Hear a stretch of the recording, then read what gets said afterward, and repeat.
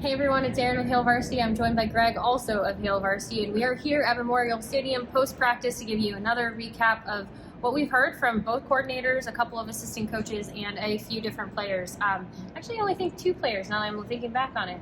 Yes, two players. Miles Farmer and Travis Vogelbach. All right, there it is. It's already been a morning.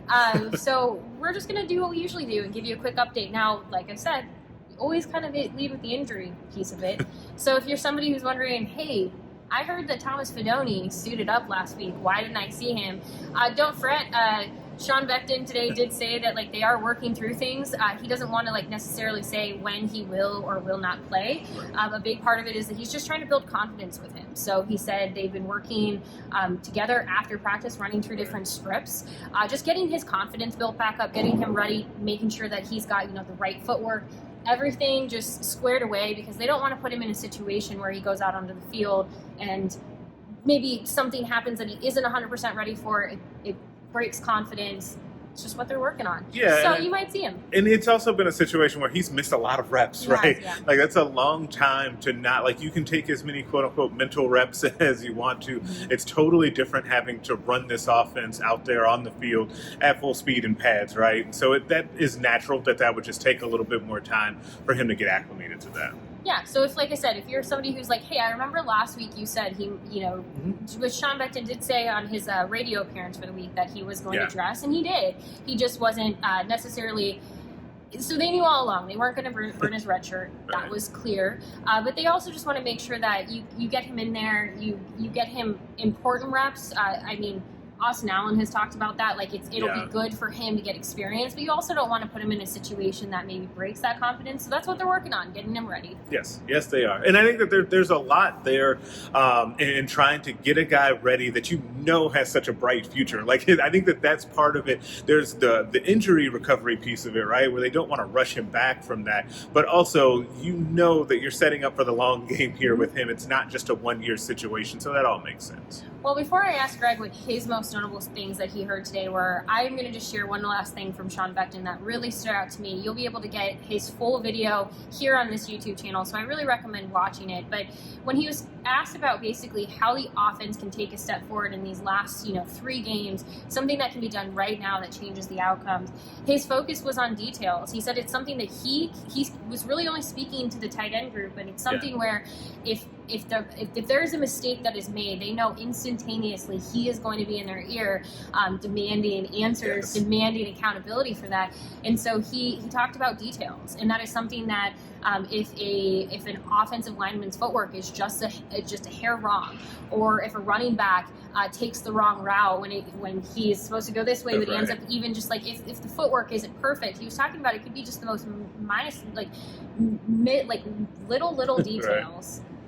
They add up. And so he was talking about that, and he can only speak from his experience with his group and what he expects from them and his accountability that he holds them to. But that was his answer, was details. And it really stood out to me. I recommend you go watch Sean Beckton's video because not only was he very detailed in what he was saying, but that one stood out to me. And I'll be thinking about that one for a little while. I will too. I actually came over and heard that at the very end. But one of the things that stood out to me was Mike Dawson talking about it was detail-ish. It's in the range. Yeah, it's in the range. When he was talking about the run defense and what he would like to see from the rush defense to finish off the season here, and then he went into a lot of detail actually about what it's looked like from the beginning of the season till now, and how a lot of those 2-yard gains for opponents have now become 4- and 5-yard gains because they're not getting the same knockback that they were early in the season. And we saw that in the game against Purdue, a team that had struggled to rush the football coming into that game, was last in the Big Ten. They had a lot of those kind of leaky yards. Mike Dawson even said that he thought the word leaky was fair in that case. And so I found that really interesting on what he said there. Did you have a chance to hear either coordinator?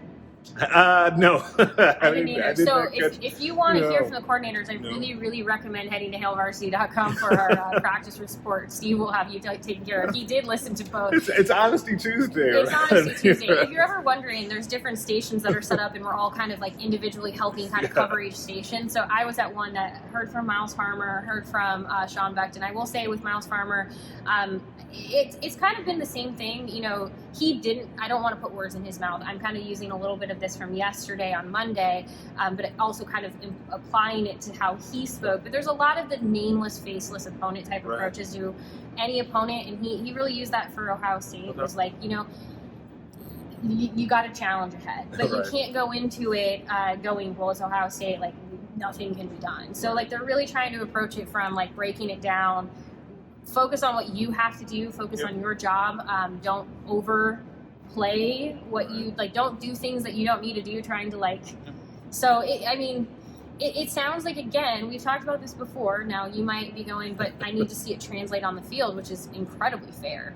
But we've heard that where it's the message is typically consistent. And I think the players and coordinators have been very consistent in that message. The one thing that I do know that Eric Chinander said today was that he was impressed with how the defense returned back to practice early in this week and the excitement level that they had to have another shot at playing because of how well they stuck together and how committed they are to doing the little things that they're supposed to do in the game and not get outside of themselves. I think that has all been incredibly consistent, especially from the defensive side of the football. And honestly, I sound like a broken record. We've talked about it on this when we've recorded these before, but the defense has really played well enough to win this season. Yes. I know some of you like to say not well enough, but like at some point the offense has to help the defense, because when you look at time of possession between Nebraska and Purdue dominated time of possession, and all that means is your defense is getting more and more tired, so you are going to start to see mistakes, you're going to start to see fatigue. It's just inevitable when you have your defense on the field. And now I know Scott Frost has mentioned that previously about the importance of making sure that the defense isn't constantly on the field, but aside from how much is being expected of them, I would say the defense has been playing really, really well. So I think that's why today, especially with the questioning to Sean Beckton of how does the offense just get better right now, is important, because that's really the key here. That offense has to play better. And I do have one more note from Sean Beckton. Okay, real quick though, it's not just that the offense is gone, is not holding the ball for very long. It's also not scoring, right? It's totally different if they were scoring in 2 plays and then turning the defense back out there. Like there's a whole different component to that. It's more complementary football when it comes down to it. And I was going to say that Sean Beckton was also asked about the confidence in Adrian Martinez, which I know a number of you have also commented about Adrian, and he really reiterated a lot of what Scott Frost has already said. He is the guy that can make the plays, that is the leader that they need, has the trust of the team, and so that's just where it's at. It's a rough spot because he also talked a lot about having to uplift guys when they're the number one guy. He does it with his guys, Austin Allen and Travis Vokalek in the tight end room. Because he said that his kind of philosophy is not to be a guy that tears people down. He wants to build you up, especially knowing that you're going to have to count on that player moving forward. So Adrian Martinez is someone that they're going to need to be able to compete in these games. So it's in a really tricky spot where they're at with Adrian right now.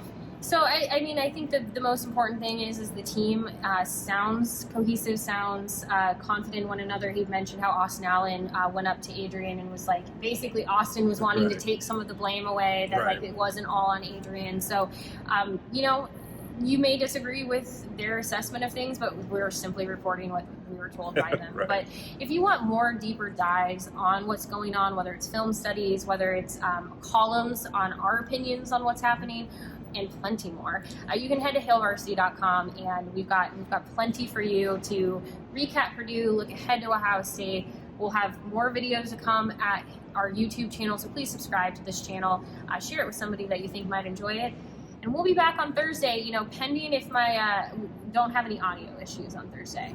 Let's hope not. Fingers crossed. Otherwise, we will talk to you then. Thank you as always for listening, watching, and leaving comments. We appreciate it. Thanks, Greg.